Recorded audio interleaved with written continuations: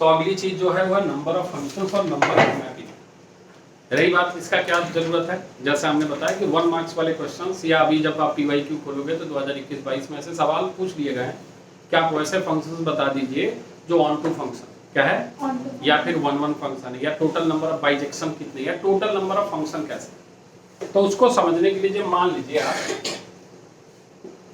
तो आपको पढ़ना है टोटल नंबर ऑफ फंक्शन। बस फॉर्मूले ध्यान में रखिएगा, याद रखिएगा तो ज्यादा आसान है, ज्यादा बेहतर है। टोटल नंबर ऑफ फंक्शंस, मान लीजिए कोई फंक्शन f है जो x से y में डिफाइन, किसमें डिफाइन है, और x के अंदर जो एलिमेंट है वो मान लीजिए आपके पास है x1 x2 and so on xn, और y के पास जो एलिमेंट है वो मान लीजिए आपके पास है y1 y2 and so on yr ले ले रहे हैं। कितना ले ले रहे हैं, r एलिमेंट्स। तो पहला फॉर्मूला जो इसमें हमें याद रखना है टोटल नंबर ऑफ फंक्शन में, कि टोटल नंबर ऑफ फंक्शंस का कितने होंगे। पहला क्या है बच्चे, total number of functions. Total number of functions मतलब जो x से y में डिफाइन, जो x से डिफाइन, इसका फॉर्मूला होता है टोटल नंबर ऑफ फंक्शंस का कि जो भी आपके पास एलिमेंट है कोडोमेन कितने, इसका फॉर्मूला होता है r की पावर n। क्या होता है, r की पावर, जैसे टोटल नंबर ऑफ रिलेशन में हमने क्या फॉर्मूला पढ़ा, 2 की पावर mn, 2 की पावर या 2 की पावर n स्क्वायर, 2 की पावर, अगर वो a से a में डिफाइन है और a में कितने एलिमेंट्स है, n एलिमेंट्स है।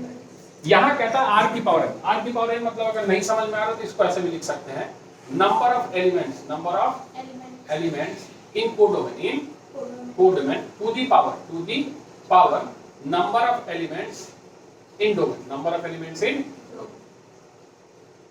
क्या ये बात समझ में आई? अरे ये सुनो, याद रहेगा फॉर्मूला। ये हमने बात कर ली टोटल नंबर ऑफ फंक्शंस की, किसकी, अब टोटल नंबर ऑफ फंक्शन की बात हुई है, मतलब इसमें 1 भी है, ऑन टू भी है, मिनिमम भी है, इनटू भी है, सारे हैं।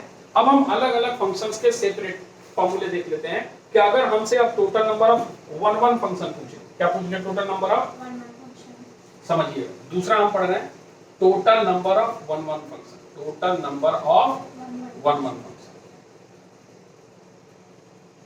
इज इक्वल टू, देखिए हम दो फॉर्मूले लिख रहे हैं। पहला R C N dot N factorial, क्या लिखा हमने, R C dot N factorial, अगर आर एन से बड़ा या बराबर है, 0 अगर आर एन से छोटा है। अब हम आपको इसको समझा रहे हैं, समझिएगा थोड़ा इस फॉर्मूले कि अगर यहाँ पे हम देखें तो ये आपके पास है x1 x2 and so on xn, yes sir, और यहाँ आपके पास है y1 y2 and so on कितना बच्चे, y है ना। आप 1 के लिए क्या पढ़े कि हर अलग अलग इनपुट के लिए अलग अलग आउटपुट है ना। तो टोटल आउटपुट आपके पास कितने हैं, r, कितने, उस r में से आपको कितने के साथ जोड़ना है, n के साथ, कितने के साथ, क्योंकि इधर n एलिमेंट है, कितने एलिमेंट है, तो उस r में से n से सेलेक्ट, मतलब जोड़ने के लिए आप कितने एलिमेंट्स को सेलेक्ट करेंगे, n एलिमेंट, कितने, जैसे इधर 10 है और इधर 5 है, तो भैया उस 10 वाले में से आपको तो 5 ही चाहिए ना, क्या चाहिए, 5, यानी RC और फिर उसको अरेंज करने का, क्योंकि अगर A x1 y1 के साथ जुड़ रहा है तो किसी दिन x1 y2 के साथ भी जुड़ रहा होगा, x2 y1 के साथ भी जुड़ रहा होगा, यानी PX, या सब, यानी पहले सिलेक्ट करके उस n फैक्टोरियल यानी n को क्या कर दिया, अरेंज कर दिया। लेकिन अगर r n से छोटा हो जाए, r n से, यानी इधर आपके पास 10 एलिमेंट है, कितने, और इधर आपके पास 5 एलिमेंट है, कितने एलिमेंट है, मतलब इधर हमारे पास मान लो 1 2 3 4 ऐसा है और इधर 1 2 है, तो क्या ये 1 फंक्शन हो सकता है, क्या हो सकता है किसी भी दिन, नहीं सर हो सकता है, देखो ना सर 1 फंक्शन, अरे ये फंक्शन ही नहीं है, ये 1 फंक्शन का मतलब है कि हर इनपुट का अलग अलग आउटपुट, एक किसी भी दिन, जिस भी दिन होगा एक ऐसा फंक्शन होगा, मिनिमम फंक्शन, कैसा होगा, तो अगर r n से छोटा है, r n से, यानी number of elements in codomain is less than the number of elements in domain, then there is no 1 function exist, yes और नो, कोई कंफ्यूजन है, अच्छा। तीसरा फॉर्मूला जो हम लिख रहे हैं वो है, इधर जगह कम है तो इधर लिख दे रहे हैं छोटा सा formula, total number of constant function, total number of constant function, किसी काम का नहीं है इसीलिए लिख रहे हैं, total number of constant function का फॉर्मूला था r, क्या, जो नंबर ऑफ एलिमेंट्स होते हैं ना कोडोमेन में, उसी को हम क्या बोलते हैं, total number of constant function. अब आ जाइए total number of onto function, total number of, formula थोड़ा जटिल है, पैटर्न देखिएगा अपने आप समझ में आ जाएगा, ज्यादा जटिल है नहीं बेसिकली। यानी चौथा फॉर्मूला है आपके पास total number of onto function, total number of onto function. इसमें भी दो कंडीशन। लिखने का तरीका इसमें क्या है वो समझिए। सबसे पहले टोटल नंबर ऑफ फंक्शन यानी r की पावर n, r की पावर ये टोटल नंबर ऑफ फंक्शन। इसमें से हमें कुछ फंक्शन को हटाना है, जो बच जाएगा वही हमारा क्या होगा ऑन। अब जो हम फॉर्मूला लिख रहे हैं उसको समझिएगा ध्यान से, नहीं समझ में आएगा तो पूछिएगा। Minus R C one R minus one, क्या लिखा हमने? R C one R minus one की पावर n, की पावर n। माइनस के बाद हम लगा रहे हैं प्लस, क्या लगा रहे हैं? फर्स्ट पैटर्न देखिएगा। फिर यहां लिख रहे हैं हम आर सी टू, क्या लिख रहे हैं? और यहां लिख रहे हैं आर माइनस टू की पावर n, क्या लिख रहे हैं?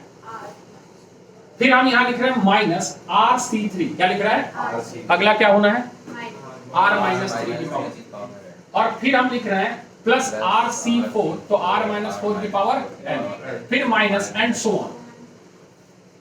ये उस समय जब r की वैल्यू n से छोटी हो, जब r की वैल्यू n से छोटी हो। दूसरा, सीधे सीधे आपके पास अगर मतलब r n के बराबर हो जाए, r n के क्या हो जाए? बराबर, तो इसका सीधा सीधा फॉर्मूला होगा if r is equal to n r factorial, कितना?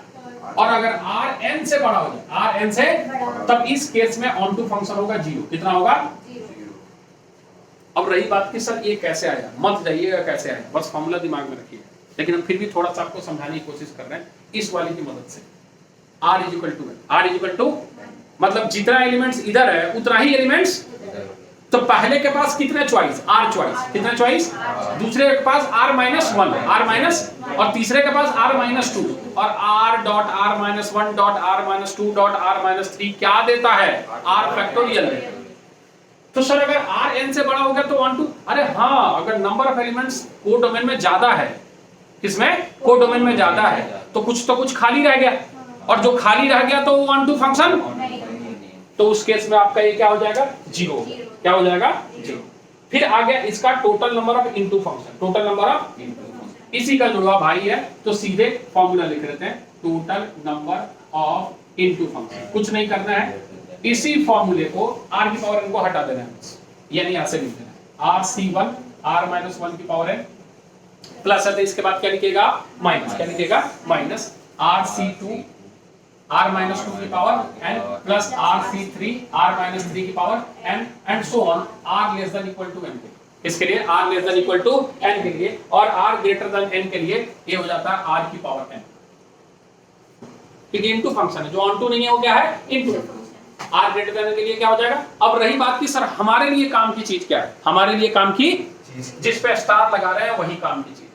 एक फॉर्मूला आपके काम की चीज है, एक दूसरा फॉर्मूला आपके काम की चीज है, ये काम की चीज नहीं है, और तीसरा फॉर्मूला ए वाले काम की चीज है, और चौथा फॉर्मूला इसमें कोई काम की चीज नहीं। ये तीन फॉर्मूले हैं जिस पे क्वेश्चंस पूछे जा सकते। आई बात समझ में? ये हमने बात की किसकी? नंबर ऑफ फंक्शंस की। किसकी? तो एक चीज तो और है हमारे पास, नंबर ऑफ मैपिंग। क्या है भैया? नंबर ऑफ, हाँ तो सर नंबर ऑफ फंक्शन और नंबर ऑफ मैपिंग में फर्क होता है। हाँ, नंबर ऑफ मैपिंग और नंबर ऑफ फंक्शन में फर्क होता है। तो अब हम यहाँ पे दो चीज, बस दो ही बताएंगे जितनी जरूरी है। Total number of mapping, total number of mapping में हम सबसे पहले पढ़ रहे हैं 1 1 मैपिंग। क्या पढ़ रहे हैं बच्चे? 1 1 मैपिंग। इसके भी दो फॉर्म। अगर मान लीजिए टोटल एलिमेंट्स हमारे पास r है, कितने हैं? r, और फिर हमारे पास उसमें से इस वाले एलिमेंट में हमने क्या मान रखा है? n मान रखा है। क्या मान रखा है? n। तो इसका फॉर्मूला होता है rpn। क्या हो जाता है बच्चे? rpn। ये हमने बस अरेंज किया। क्या किया बच्चे? अरेंज। ये उस समय है जब r की वैल्यू n से क्या है? बड़ी। r की वैल्यू क्या है? n से बड़ी। अदरवाइज और केस में ये जीरो हो जाएगा, r लेस देन जीरो। एक और लिख देते हैं, उसके बाद इस दोनों फॉर्मूले को समझा रहे हैं। Total number of bijective function. क्या बोलते हैं बच्चे इसको? Bijective function. और आसान भाषा में इसको बाइजेक्शन भी कहा जाता है। क्या कहा जाता है? और इसका जो फॉर्मूला होता है बच्चे, होता है n फैक्टोरियल। क्या होता है? n factorial. अब इस दोनों फॉर्मूले को समझिए।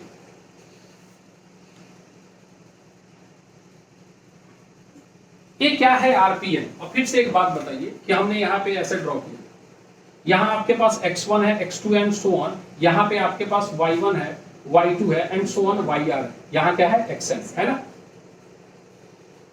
इसको जब आप अरेंज करने जाइएगा तो कितने चॉइस है? r, दूसरे के लिए। अच्छा, इस आरपीएम का मतलब, आरपीएम का क्या मतलब होता है समझ में आता है? आर फैक्टोरियल आर माइनस, मतलब जितने भी एलिमेंट्स हैं उनके साथ हमें अरेंज करना है। जैसे इसे 10 एलिमेंट है, कितना है? उस 10 एलिमेंट्स में से हमको 5 को अरेंज करना है। क्या करना है? अब यहाँ फंक्शन नहीं बना रहे, हम क्या कर रहे हैं? मैपिंग कर रहे हैं। हम क्या कर रहे हैं? मतलब हमारे पास अगर हम एरो डायग्राम बनाए तो इसको हम इसके साथ अरेंज कर सकते हैं, इसको हम इसके साथ अरेंज कर सकते हैं, इसके साथ, किसी एक के साथ, या सुनो। और किसी एक के साथ अरेंज करने का मतलब अगर ऐसे समझो आसान भाषा में कि 10 चेयर है, 10 उसमें 5 लोगों को मैप करना है, यानी बैठाना है, यानी तो क्या फॉर्मूला लगाते थे? 10p5, याद आ रहा है कुछ? और अगर छोटा हो गया तो, अरे छोटा हो गया तो हम बैठा ही नहीं पाएंगे ना सबको। अगर हमारे पास 20 लोग हैं और 10 चेयर है तो क्या सबको बैठा पाएंगे? क्या, तो है ही नहीं ना मैपिंग, खत्म होगी बात। तो सर इसमें n फैक्टोरियल क्यों हुआ? इसके लिए दोनों नंबर ऑफ एलिमेंट्स बराबर है। नंबर ऑफ बाइजेक्शन का मतलब 1 1 on 2, नंबर ऑफ बाइजेक्शन का मतलब क्या है भैया? 1 1 प्लस on 2, 1 1 प्लस on 2 मतलब number of elements in codomain and number of elements in domain, दोनों क्या है? सेम है। दोनों क्या है? तो पहले वाले के लिए अगर 10 चॉइस है तो दूसरे वाले के लिए 9, तीसरे वाले के लिए 8, चौथे वाले के लिए 7, और वैसे चीज को हम n फैक्टोरियल बोलते हैं। क्या बोलते हैं? अरे आई बात समझ में? इसमें एक फॉर्मूले दो, जो स्टार लगे हैं उस पर ध्यान रखना। ये सब ऑब्जेक्टिव क्वेश्चंस के लिए या फिर जेई के लिए, बोर्ड में दूर दूर तक इसकी चर्चा नहीं होगी। अब चूंकि 1 मार्क्स वाले क्वेश्चन का वेटेज बढ़ा है तो इस तरीके के क्वेश्चंस पूछे जा सकते हैं, इसका कोई सिलेबस नहीं है। क्लियर है? ए है टोटल नंबर ऑफ फंक्शंस और नंबर ऑफ मैपिंग यानी नंबर ऑफ बाइजेक्शन भी इसी के साथ। क्लियर है? चलिए इसको नोट कीजिए और अगला डालिए कंपोजिट फंक्शन।